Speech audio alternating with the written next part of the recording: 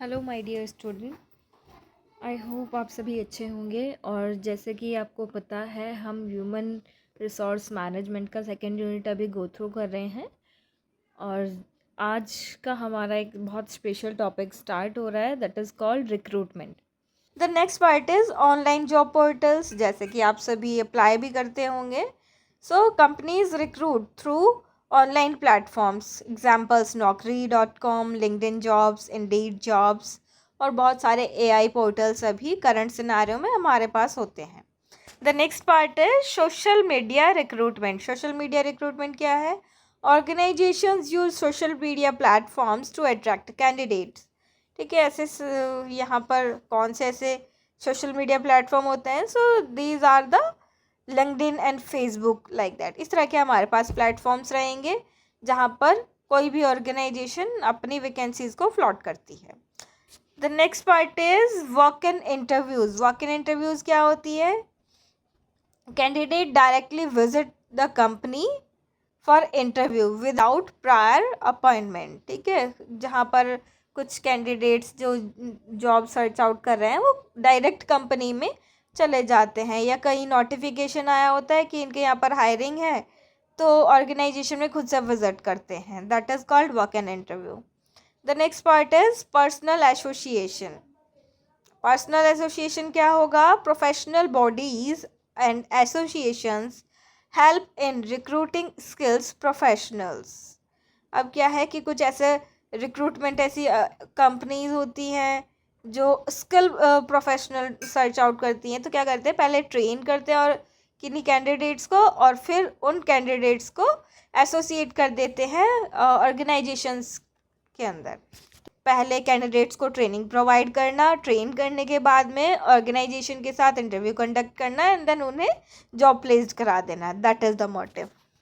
Okay, so I hope आपको यहाँ तक का टॉपिक क्लियर हुआ होगा, जहाँ पर हमने अभी इस वीडियो में समझा है external sources of recruitment.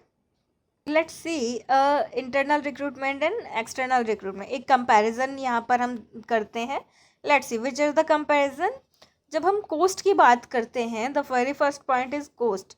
So internal recruitment में कोस्ट हमारा लो रहता है, क्योंकि सारा काम इंटरनली हो रहा है, कोई एडवर्टाइजमेंट की ज़रूरत नहीं पड़ रही, कुछ नहीं ज़रूरत पड़ रही है।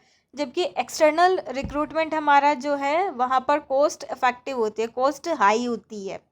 The next part is time. So internal recruitment जब हम किया करते हैं तो हमारा टाइम बहुत फास्ट वर्किंग होगा, क्योंकि लाइक माउथ पब्लिसिटी इजीली हो जाती है ऑर्गेनाइजेशन के अंदर। लेकिन जब एक्सटर्नल रिक्रूटमेंट होता है तो टाइम यहाँ पर स्लो चलता है, एक टाइम टेकिंग एक्टिविटी हो जाती है। The next part is talent pool. तो जब इंटरनल हायरिंग होती है, इंटरनल रिक्रूटमेंट होता है, वहाँ पर लिमिटेड हमारे पास टैलेंट होता है। वही जो ऑर्गेनाइजेशन के अंदर काम कर रहे हैं उन्हीं को हमें प्रमोट करना है, उन्हीं को ट्रांसफ़र करना है, बहुत लिमिटेड क्राइटेरिया है। लेकिन जब एक्सटर्नल रिक्रूटमेंट करते हैं तो एक्सटर्नल में हमारे पास कॉलेजेस हैं, वेबसाइट्स हैं, ऑनलाइन पोर्टल्स हैं, बहुत बड़ा क्राइटेरिया है। सो जब हम टैलेंट की बात करें एक्सटर्नल रिक्रूटमेंट में, टैलेंट हमारा वाइडर रहता है। Then next point is innovation. So internal recruitment में इनोवेशन लेस होता है, क्योंकि वही लोग हैं पुराने। जबकि एक्सटर्नल रिक्रूटमेंट में क्या होगा, न्यू फ्रेशर्स कैंडिडेट्स हमें मार्केट में मिल जाएंगे, कॉलेजेस के थ्रू जो आएंगे, जो अभी थियोरटिकल पढ़कर अभी प्रैक्टिकल करने के मूड में है, फुल मोटिवेटेड हैं। ठीक है, एक हाई थिंकिंग रखते हैं कि हम दुनिया बदल देंगे, लाइक दैट, उस तरह का एक मोटिवेशन रहता है। तो यहाँ पर क्या होगा, इनोवेटिव कैंडिडेट हमें मिलते हैं, टैलेंट, फ्रेश टैलेंट मिलता है और बेहतरीन अच्छे लोग मिलते हैं। The next part is employ moral. So जब हम इंटरनल हायरिंग करती हैं, जो लोग ऑलरेडी काम करें, जब किसी का प्रमोशन होगा, उन्हें पता है भैया अभी तो अपन की सैलरी बढ़ेगी, उस सिचुएशन में उनका मोरल हाई होगा। ठीक है, उनका ट्रांसफ़र हो रहा है, उनके अकॉर्डिंग हो रहा है, जो भी चीज़ें हो रही है, they are satisfied for their job. So at that moment जो इंटरनल रिक्रूटमेंट है उसमें एम्प्लॉयज़ का मोरल हाई होता है। बट जब हम एक्सटर्नल हायरिंग करते हैं वहाँ उनका मोरल न्यूट्रल रहता है, कि भैया अच्छा भी है और नहीं भी है, अकॉर्डिंग टू सिचुएशन। अगर सिलेक्शन हो गया सो दे आर हैप्पी, और नहीं हुआ तो दे आर नॉट हैप्पी। उस तरीके से यहाँ पर हमारा वर्क चलता है। नाउ द कंक्लूज़न इज़ कि हमने यहाँ तक अभी तक क्या सीखा जब हम इंटरनल और एक्सटर्नल रिक्रूटमेंट सोर्सेज को फाइंड आउट कर रहे हैं। So the conclusion is an effective recruitment strategy use a mix of internal and external sources along with modern methods like E recruitment. ठीक है, मिक्स मेथड हम यहाँ पर यूज़ करते हैं, इंटरनल हायरिंग भी करेंगे, एक्सटर्नल भी करेंगे, और ई रिक्रूटमेंट हम यहाँ पर यूज़ करते हैं।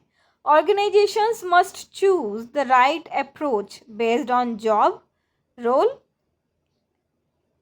urgency and budget। क्या करती है ऑर्गेनाइजेशन? चूज़ करती है कि भैया कब, कहाँ, कैसे, कितना हमें रिक्वायरमेंट है।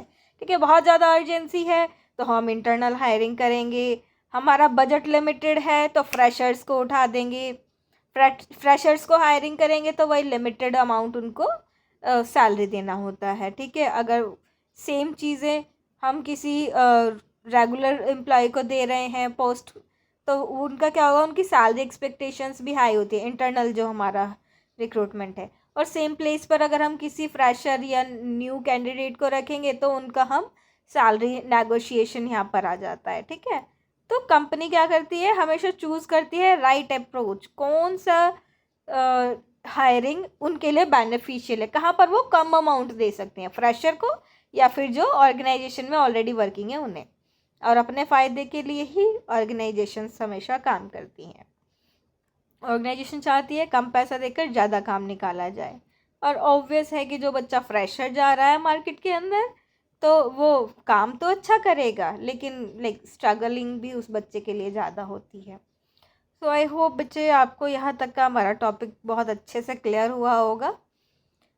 अब हम नेक्स्ट जो हमारा वीडियो रहेगा उसमें हम मिलेंगे सिलेक्शन प्रोसेस के अंदर, हम सिलेक्शन के बारे में से देखेंगे। अभी हमने रिक्रूटमेंट में पढ़ा है कि भैया इंटरनल रिक्रूटमेंट होते हैं और एक्सटर्नल होते हैं। अब किस तरीके से हम रिक्रूटमेंट प्रोसेस के अंदर जाते हैं या फिर सिलेक्शन प्रोसेस में कैसे जाते हैं, वो चीज़ें हम अपने नेक्स्ट वीडियो में सीखने वाले हैं। सो तब तक के लिए थैंक्स फॉर वॉचिंग। अच्छे से देखिए, समझिए, और अपने एग्ज़ाम्स में, अपकमिंग आपके एग्ज़ाम्स हैं और लाइक मे बी स्टार्ट भी हो गए होंगे कुछ स्टूडेंट्स के, और कुछ के जून मंथ में आने भी हैं। तो बेटा अच्छे से पढ़ो, सीखो, और कुछ नहीं समझ आता तो आप उधर टेक्स्ट कर सकते हो, I will be there for you. Thanks for watching, bye bye.